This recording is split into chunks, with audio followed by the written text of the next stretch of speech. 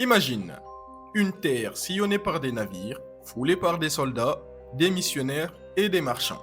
Les pavillons claquent au vent, des croix s'élèvent sur les rivages et les canons se dressent comme autant d'avertissements. Une ère de conquête s'ouvre. Pour ceux qui débarquent, c'est une promesse, car l'Europe se voit investie d'une mission grandiose, porteuse de progrès, de foi et de civilisation. Néanmoins, pour ceux qui la subissent, c'est une catastrophe. Domination, dépossession et spoliation. De regards, de récits. Derrière les beaux discours, la réalité fut quand même assez brutale. Alors, avant de plonger ensemble dans ce monde où les blessures du passé résonnent encore aujourd'hui, si ce type de récit t'interpelle, si tu veux continuer à explorer avec moi ces histoires qui nous concernent toutes et tous, je t'invite à t'abonner à cette chaîne, à liker la vidéo et à la partager autour de toi.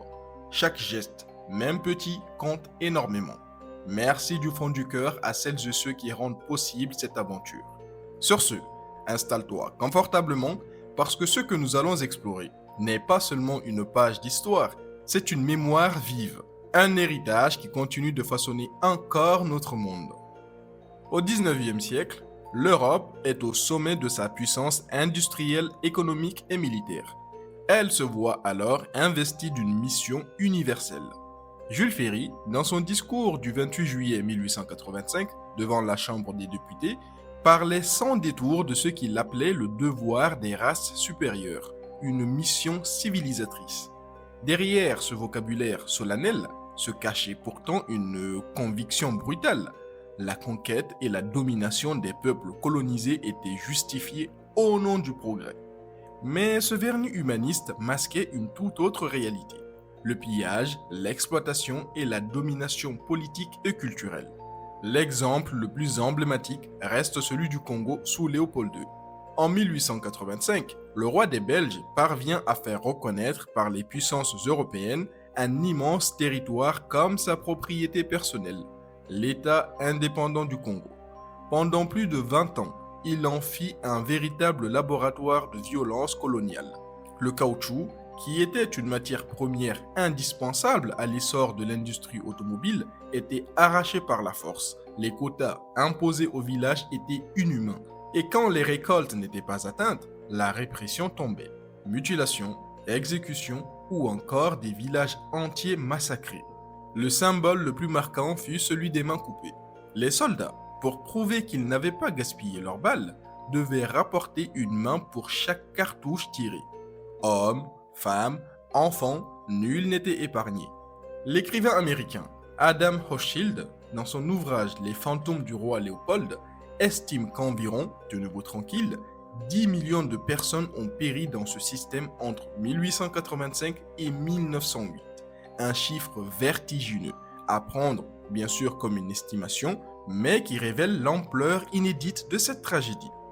Eux, les Congolais, ne furent pas les seuls à en témoigner. George Washington Williams, ancien soldat et historien afro-américain, fut l'un des premiers à dénoncer publiquement les atrocités dès 1890. Il parla alors de crimes contre l'humanité. Quelques années plus tard, le diplomate britannique Roger Cosmond, envoyé en mission d'enquête, révéla à son tour, au début du XXe siècle, l'ampleur des massacres et des mutilations. Grâce à ces voix, l'horreur du Congo devient impossible à ignorer pour l'opinion internationale. Mais le Congo n'était pas un cas isolé. En Nouvelle-Calédonie, annexée par la France en 1853, les Kanaks virent leurs terres confisquées, redistribuées aux colons. L'historienne Isabelle Merle, dans Expérience coloniale, la Nouvelle-Calédonie 1853-1920, montre comment le régime de l'indigénat enferma les Kanaks dans des réserves, les privant de leurs droits fondamentaux. La grande révolte de 1878, menée par le chef Ataï, fut écrasée dans le sang. Ataï fut tué et sa tête envoyée en France comme un trophée anthropologique. Cet épisode a laissé des cicatrices profondes, ravivées encore récemment par les luttes politiques pour l'indépendance. En Algérie, colonisée dès 1830, un autre système vit le jour. En 1881 fut instauré le Code de l'indigénat, véritable arsenal de lois d'exception. Comme le rappelle l'historien Benjamin Stora dans Histoire de l'Algérie coloniale, les indigènes pouvaient être frappés d'amende collective, emprisonnés sans procès, déplacés de force. Ils n'étaient pas des citoyens, mais des sujets dominés, privés des droits que la République française de l'époque garantissait pourtant à ses propres citoyens européens. Derrière les discours républicains de liberté et d'égalité se cachait une inégalité profonde, institutionnalisée. Ces exemples ne sont que des fragments d'un immense tableau. Partout, la colonisation signifiait la même chose. Extraire les richesses, écraser les résistances. Les mines en Afrique, les plantations dans les Caraïbes et les terres accaparées en Asie ou en Océanie, tout devenait ressource à exploiter. Les peuples colonisés, eux, étaient dépossédés de leurs terres, de leur culture, parfois même de leur vie. Et chaque fois que la résistance se levait, elle était brisée par la violence, les révoltes écrasées, les villages incendiés et les populations déplacées de force. La colonisation s'imposait toujours par les armes, toujours au nom du progrès. Mais la colonisation ne s'arrête pas aux frontières d'une époque révolue. Elle n'a pas seulement marqué les terres et les corps, elle a façonné des systèmes politiques, économiques et sociaux. Et même après les indépendances, ces héritages ne se sont jamais effacés. Ils continuent de peser aujourd'hui, dans nos sociétés, dans nos mémoires et dans les inégalités qui perdurent encore. Prenons l'économie par exemple. Les empires coloniaux s'étaient bâtis sur l'extraction des richesses. Minerais, bois précieux, culture de rente. Et aujourd'hui encore, cette logique n'a pas disparu. La République démocratique du Congo à nouveau, riche en cobalt et en cuivre, reste l'un des symboles les plus frappants de cette continuité. Selon la Banque mondiale et Amnesty International, plus de 70% du cobalt mondial indispensable à nos batteries de smartphones et de voitures électriques provient de ce pays. Mais la majeure partie de ces ressources est contrôlée par des multinationales étrangères, souvent chinoises ou occidentales. Résultat, les populations locales, elles, vivent toujours dans la pauvreté, tandis que leur sol nourrit la transition énergétique mondiale. Un paradoxe que beaucoup appellent néocolonialisme économique. L'indépendance politique est là, mais la dépendance économique, elle, demeure. Cette dépendance se retrouve aussi dans la dette et dans les relations commerciales inégales. Dès les indépendances, de nombreux États africains et caribéens ont hérité de structures pensées pour exporter leurs ressources vers l'Europe. Et aujourd'hui encore, les accords commerciaux prolongent cette asymétrie. Cacao ivoirien, pétrole nigérien, uranium nigérien. Les matières premières partent brutes et les produits transformés reviennent plus chers. Vous l'aurez compris, le visage a changé, mais la logique reste la même. Sur le plan culturel et linguistique, l'empreinte coloniale reste évidente. Dans de nombreux pays d'Afrique subsaharienne, l'administration, l'école et parfois même les tribunaux fonctionnent encore en français ou en anglais. Pourtant, l'UNESCO rappelle qu'on recense quand même plus de 2000 langues sur le continent africain. La plupart des enfants les apprennent d'abord à la maison avant d'être scolarisés, dans une langue que certains qualifient de coloniale. Certains y voient un héritage positif, car ces langues facilitent la communication entre communautés, éviteraient certains conflits et offriraient une ouverture au monde. Mais d'autres y voient surtout un facteur d'inégalité. Car parler la langue dite du colon, c'est accéder à l'élite, aux emplois et au pouvoir. Les langues locales, elles, sont reléguées, parfois même stigmatisées, comme si elles appartenaient au passé. Ici encore, l'héritage colonial agit comme une ligne de fracture dans les sociétés contemporaines. L'identité, elle aussi, a été profondément marquée, car la colonisation n'a pas seulement dominé les terres, elle a aussi classé les corps, elle a fabriqué des catégories raciales, hiérarchisé les populations, assigné des statuts. Le racisme systémique que nous connaissons aujourd'hui, dans les anciennes métropoles comme dans les sociétés post-coloniales, plonge ses racines dans ces hiérarchies coloniales. Un ouvrage collectif marquant, Sexe, race et colonie, paru en 2018, a montré comment la domination raciale s'accompagnait d'une domination sexuelle, avec l'exotisation, des mises en scène du corps colonisé comme objet de désir, l'humiliation des femmes et des hommes réduits à une altérité inférieure. Ce livre a choqué par ces images, mais il a mis au jour une vérité trop souvent passée sous silence. La colonisation n'était pas seulement une entreprise économique et politique, elle était aussi une entreprise sur les corps et sur l'intime. Ce traumatisme identitaire se transmet encore aujourd'hui. Il survit dans les silences familiaux, dans les mémoires refoulées, dans les récits absents des manuels scolaires. Beaucoup de descendants d'anciens colonisés parlent d'un sentiment d'arrachement, ni totalement intégré à la culture de la métropole, ni pleinement reconnu dans celle de leurs ancêtres. Une identité suspendue, façonnée par un passé jamais vraiment digéré. Il ne faut pas oublier l'environnement, lui aussi marqué en profondeur par la logique coloniale. Des forêts abattues pour les monocultures, des mines creusées sans égard pour les équilibres naturels, des sols épuisés par des décennies d'exploitation. Ces pratiques initiées durant la colonisation continuent encore aujourd'hui de produire leurs effets. En République démocratique du Congo, des ONG comme Global Witness dénoncent la pollution durable laissée par les extractions minières. En Nouvelle-Calédonie, les mines de nickel ont détruit des écosystèmes entiers. Les populations kanaks, elles, en subissent toujours les conséquences sanitaires et sociales. Le colonialisme n'a pas seulement façonné les sociétés humaines, il a aussi transformé les paysages, parfois de manière irréversible. Alors, que retenir de tout ça?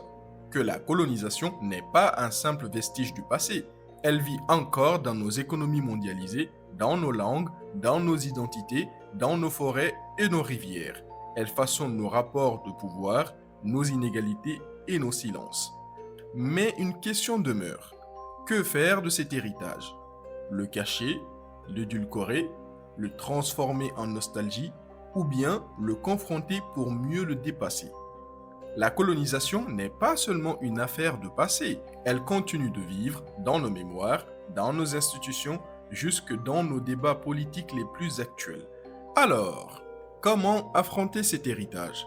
En le laissant, en le regrettant ou en osant le transformer? Prenons la France. En 2017, Emmanuel Macron avait provoqué une onde de choc en qualifiant la colonisation de crime contre l'humanité. Mais quelques années plus tard, devenu président, il refusa de présenter des excuses officielles pour la colonisation en Algérie, tout en reconnaissant la responsabilité de l'État dans certains épisodes précis. Une position ambivalente qui illustre bien la difficulté d'aborder cette mémoire. Reconnaître sans s'excuser, se souvenir sans assumer pleinement. Les manuels scolaires, eux, sont régulièrement critiqués pour minimiser, voire édulcorer certaines pages du passé colonial. Les commémorations, souvent sélectives, continuent d'alimenter des controverses. Pourtant, des initiatives existent. Au Sénégal, des projets archéologiques post-coloniaux cherchent à réhabiliter les mémoires locales liées à la traite négrière. En Nouvelle-Calédonie, des cérémonies et des travaux d'historiens rappellent la spoliation des Kanaks et les révoltes écrasées. La mémoire coloniale s'écrit encore, souvent dans la douleur, parfois dans l'oubli, mais toujours avec l'urgence de la vérité. Une autre question brûlante est celle des réparations. En 2021, la France a restitué au Bénin 26 œuvres du trésor royal d'Abomey, un geste hautement symbolique mais qui reste une goutte d'eau. Car selon le rapport Sarr et Savoy en 2018, tenez-vous tranquille, près de 85 à 90% du patrimoine africain ancien se trouve encore hors du continent, principalement dans les musées européens. À chaque restitution, le débat surgit. Les partisans y voient un acte de justice et de dignité retrouvé. Les sceptiques, souvent responsables d'institutions culturelles, mettent en avant la sécurité des œuvres, la fragilité des infrastructures locales ou encore l'importance économique des musées occidentaux. Alors une question se pose, faut-il tout restituer? Peut-être pas, car certains défendent une voie intermédiaire, faite de coopération et de partenariat.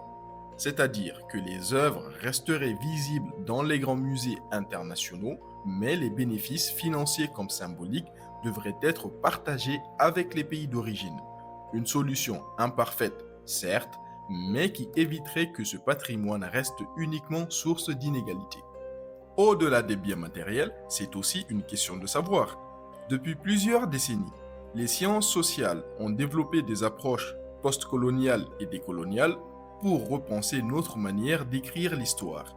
Des chercheurs comme Brahimi en 2020 montrent comment la colonisation a façonné l'identité des populations berbères en Algérie. La philosophe Maria Lugones a introduit le concept de colonialité du genre, révélant comment la domination coloniale a renforcé certaines hiérarchies patriarcales. Dans l'art contemporain, des figures comme l'artiste congolais Sami Balogi réutilisent les archives coloniales pour mettre en lumière les violences passées et leurs impacts écologiques et sociaux encore présents. Tout cela participe à une même dynamique: décoloniser les savoirs, redonner la parole aux colonisés, sortir du récit écrit uniquement par les vainqueurs et raconté par les vaincus.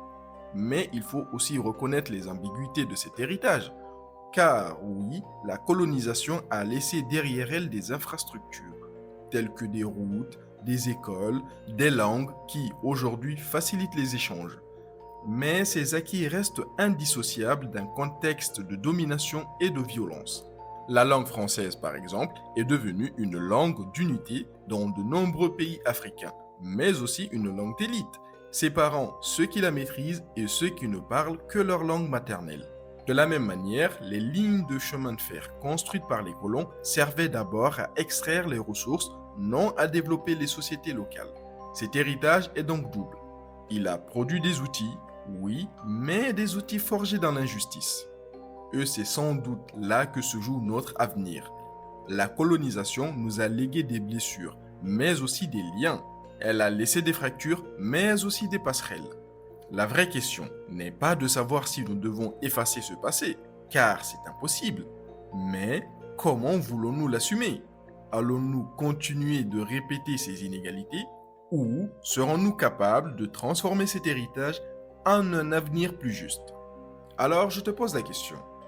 Et toi, que penses-tu que nous devrions faire de ce passé? Si cette réflexion t'interpelle, je t'invite à prolonger le débat en commentaire. Dis-moi ce que tu en penses, ce que tu ressens face à cette mémoire. Tu peux aussi partager cette vidéo, t'abonner si ce n'est pas déjà fait. Merci infiniment à toutes celles et ceux qui rendent ce travail possible. Sur ce, je vous remercie sincèrement de m'avoir écouté et je vous dis à la prochaine pour une nouvelle vidéo. D'ici là, prenez soin de vous. Parce qu'au fond, ce passé n'est pas si lointain. Il vit encore en nous. À nous de décider comment l'écrire pour demain.